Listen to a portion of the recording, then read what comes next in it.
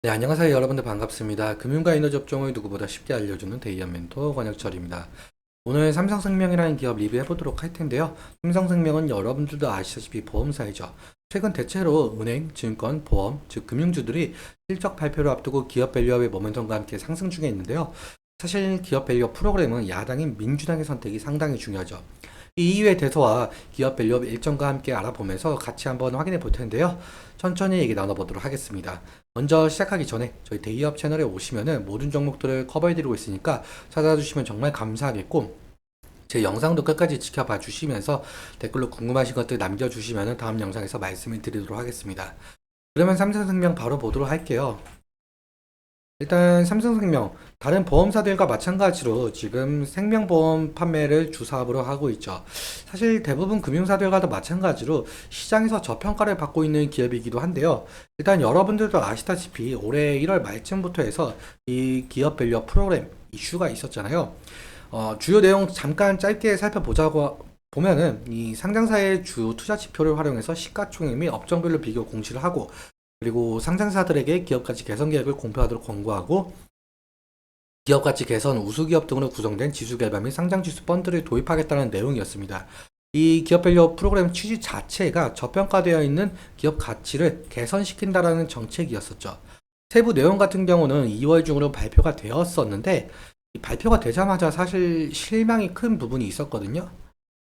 일단 실망이 큰 세부 내용 살펴보도록 할게요.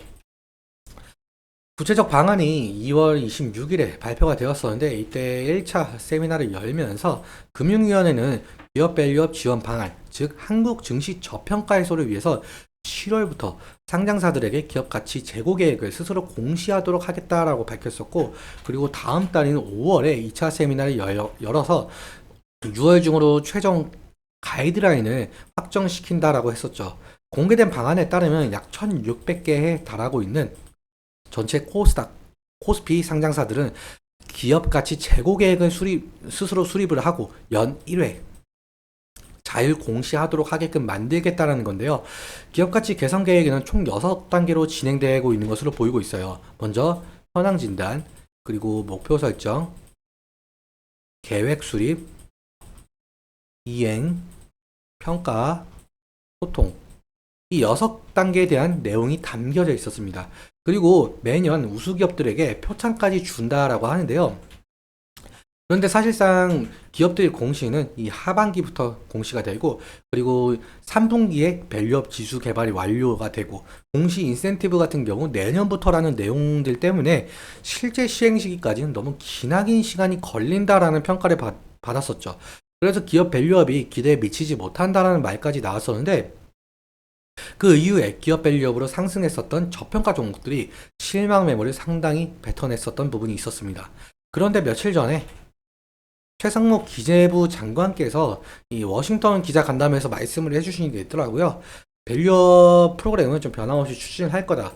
코리아 디스카운트 해소를 하기 위해서는 밸류업 프로그램을 변함없이 추진해야 된다라는 말을 꺼내면서 현재 저평가 종목들이 좀 상당한 상승을 좀 보여주고 있는데요. 그리고 이 말이 나오고 난 이후 오후에 기업 밸류업 자율 공시를 하반기에서 5월로 앞당긴다라고 하면서 이 기업 밸류업 프로그램 정책에 좀 속도를 내고 있는 상황으로 보이고 있죠. 뭐 이 이유에 대해서는 여러 가지가 있을 수 있겠지만, 뭐 최근에 윤석열 정부의 뭐 총선 참패, 그리고 고금리 지속이 있을 수 있을 것 같고, 그리고 중동의 지정학적 위기, 뭐 이스라엘 전쟁, 뭐 하마스 전쟁, 뭐 이런 거 있잖아요. 이런 문제가 좀 겹치면서 국내 증시가 약세 기조를 보이고 있었죠. 그래서 정부에서는 이 기업 밸류업 프로그램을 속도를 내면서 증시 안정화를 시키려고 하는 것 같습니다. 그런데 사실상 이 기업 밸류업 프로그램은 정부의 정책만으로는 실행을 할 수가 없거든요. 사실 야당인 민주당의 선택이 가장 중요합니다. 이 이유에 대해서 좀 말씀을 드려보자면, 야당인 민주당 측에서는 정부의 기업 밸류업 프로그램을 좀 반대하지는 않았으나, 민주당은 소액주주 권익 보호를 위한 정책, 즉 기업들의 이익과 반대되는 상당한 내용을 가진 정책을 공약을 했었죠. 그래서 기업의 자발적인 주주 환원 노력과 세제 혜택에 좀 초점을 맞춘 정부와 여당의 정책 방향성과는 좀 큰 차이가 있었는데요. 앞서 말씀드린 대로 4월 총선에서 여당이 국민의힘이 참패를 했고, 그리고 야당이 민주당이 승리했었죠. 그래서 더욱더 현 정부의 기업 밸류업 정책은 좀 제동이 걸릴 것이다라는 시장 평가가 대부분이었습니다. 다시 정리해서 말씀을 드려보자면 사실 기획재정부가 이 밸류업 정책의 세제 혜택으로 제시할 이 법인세 세액공제와 배당소득세는 이 세법 개정을 해야 하는데 이 세법 개정 같은 경우는 국회 동의, 즉 민주당 동의가 있어야 실현이 될 수가 있거든요. 그런데 이런 세법을 다수당을 차지한 민주당이 부자 감세로 규정을 하게 되면서 국회 법안에 반대할 경우에는 세법 개정이 상당히 어려워지게 되죠. 그렇다면 기업 밸류업 프로그램도 무산이 될 가능성이 높겠는데요. 일단 민주당도 이 1,400만 명에 달하고 있는 개인 투자자들의 여론에 반응을 할 수밖에 없는 입장이긴 하죠. 그래서 사실상 민주당과 정부의 정책적 합의가 이루어질지 그리고 실제로 기업 밸류업 정책이 실현이 될지는 아직 미지수로 보이고 있습니다. 그래서 이 부분 좀 지속적으로 체크해 나가면서 대응을 해야 될 것 같고요. 그러면 차트 보면서 마무리 설명 짓도록 하도록 할게요. 삼성생명 차트를 보시면 아무래도 금융사이다 보니까 뭐 보험 테마 형성이나 뭐 금융 테마 형성 그리고 호실적 기대감 이런 것을 모멘텀으로 가지면서 주가 변동성을 좀 나타내고 있는데요. 최근 2월 달부터 시작한 이 기업 밸류업 정책 이슈로 상당한 상승의 모습을 이끌어냈었죠. 그리고 앞서 말씀드렸다시피 2월 26일에 발표한 기업 밸류업 프로그램 세부 내용이 좀 실망감 이런 것 때문에 실망 매물이 좀 쏟아졌었는데 거기에 더해서 이 상속세 문제도 껴 있었죠. 그래서 더욱더 하락폭이 좀 길었습니다. 아무튼 지지라인 같은 경우 제가 미리 선을 그어놨는데 이제 실적 발표가 얼마 남지 않았죠. 금일 흐름 같은 경우 지금 20일 이평선을 좀 돌파해주지 못하고 이 5일선 부근을 좀 지지해주고 있는 모습을 보이고 있는데 이 부근이 예전에는